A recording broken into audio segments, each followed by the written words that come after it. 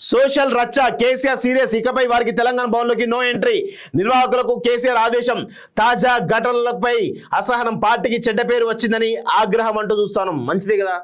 so KCR ఇప్పటికైనా తీరు మార్చుకోమని చెప్పేసి కోరుతా ఉన్నాం సో మంచి ఎన్విరాన్మెంట్ ఉంది తెలంగాణ రాజకీయాల్లో ఒక మంచి ఎన్విరాన్మెంట్ ఉంది దాన్ని పాడు చేయకండి ఎందుకంటే ఈ తెలంగాణలో సరే కేసీఆర్ ఉన్నప్పుడు కానీ ఇప్పుడు కేసీఆర్ ఫోన్ ట్యాపింగ్ చేసినా ఇంకేం చేసినా కానీ తెలంగాణలో ప్రతిపక్షం అధికార పక్షం మధ్య ఘాటు విమర్శల నేపథ్యంలో వస్తూ ఉన్నాయి కానీ మాటలు అదుపు తప్పినటువంటి ఘటనలు చాలా తక్కువ సో ఉన్నాయి కానీ మరి ఆంధ్రప్రదేశ్ అంతా దిగజారిన రాజకీయాలు తెలంగాణలో లేవు దయచేసి ఆ దిశగా పయనిస్తున్నామేమో అనేటువంటి ఒక భయం ఈరోజు మాలాంటి ఉద్యమకారులలో చాలా ఉంది దయచేసి అలాంటి వాటిపైన కట్టడి అవసరం సో ఇప్పుడు సోషల్ మీడియాలో విపరీతమైనటువంటి నెగిటివ్ వస్తూ ఉంది సో దాన్ని కట్టడి చేయడం చాలా వరకు అవసరం అనేది కూడా మేము చెప్తా ఉన్నాం ఖచ్చితంగా ఆ దిశగా ప్రభుత్వం ప్రయత్నం చేస్తూ ఉంది అదేవిధంగా ఇటు సీఎం రేవంత్ రెడ్డి గురించి గత సీఎం కేసీఆర్ నుంచి కూడా అదే మాట వస్తూ ఉంది కాబట్టి దీనిపైన నియంత్రణ అవసరం ఖచ్చితంగా చేయాలి కూడా ఇకపై వారికి తెలంగాణ భవన్లోకి నో ఎంట్రీ నిర్వాహకులకు కేసీఆర్ ఆదేశం తాజా ఘటనలపై అసహనం పార్టీకి చెడ్డ పేరు వచ్చిందని ఆగ్రహం పార్టీలో గత కొంతకాలంగా జరుగుతున్నటువంటి పరిణామాలపై ఇటీవల సిఎల్పి విస్తృత సమావేశంలో అసహనం వ్యక్తం చేసినటువంటి అధినేత కేసీఆర్ ఇకపైన సోషల్ మీడియాను తెలంగాణ భవన్లోకి రానివద్దంటూ నిర్వాహకులకు స్పష్టం చేసినట్లు సమాచారం మొదటి నుంచి సోషల్ మీడియాపై ఒకంత అనాసక్తితో ఉన్నటువంటి ఆయన ఇటీవల ఉధృతిని చూసిన తర్వాత ఇన్నానికి వచ్చినట్లు తెలిసింది ముఖ్యమంత్రి రేవంత్ రెడ్డి విమర్శించే పేరుతో వాడిన భాష ఆయన కుటుంబంలోని మహిళలకు ఆపాదించడం సోషల్ మీడియాలో వైరల్ కావడం పోలీసులు రంగంలోకి దిగడం ఇద్దరు మహిళలను అరెస్టు చేయడం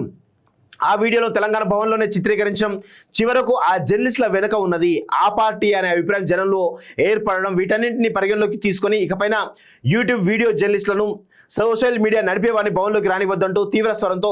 చెప్పినట్టు తెలిసింది మంచి కన్నా చెడే ఎక్కువ అంటూ చూస్తాను వారి వెనుక ఉన్నది బీఆర్ఎస్ అయినా గతంలో కొనత దిలీప్ ను పోలీసులు అదుపులోకి తీసుకొని ప్రశ్నించి వదిలేశారు ఇప్పుడు ఇద్దరు మహిళా జర్నలిస్టులను పోలీసులు అరెస్ట్ చేశారు వారిపై కేసులు నమోదు చేశారు వీరిని వెనుకొండి నడిపిస్తున్నది బీఆర్ఎస్ అని ప్రాథమిక నిర్ధారణ కావడంతో పాటు వీడియో చిత్రీకరణ జరిగింది తెలంగాణ భవన్ లో అని బ్యాక్గ్రౌండ్ చూసిన ప్రజలకు అర్థమైంది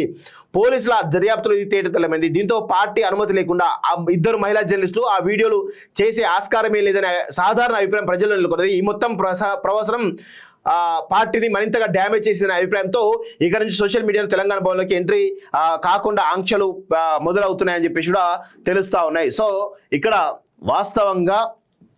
తెలంగాణ భవన్లోనే ఇష్టారీతిన తిట్టించడం వెనకాల ఈ ఇద్దరు జర్నలిస్టులు వాళ్ళతో పాటు అటు బీఆర్ఎస్ పార్టీ ఉంది అనేది ప్రజల్లో బలమైనటువంటి చర్చ అయితే జరుగుతూ ఉంది సో దానికి సంబంధించినటువంటి దాంట్లో కేసీఆర్ చాలా సీరియస్ అయినట్టుగా తెలుస్తూ ఉంది సో మొత్తానికైతే ఏ విధంగా వీళ్ళు డబ్బులు ఇచ్చి ఏ విధంగా చేపిస్తున్నారో మరొకసారి బయటపడ్డది అనేది చాలా స్పష్టంగా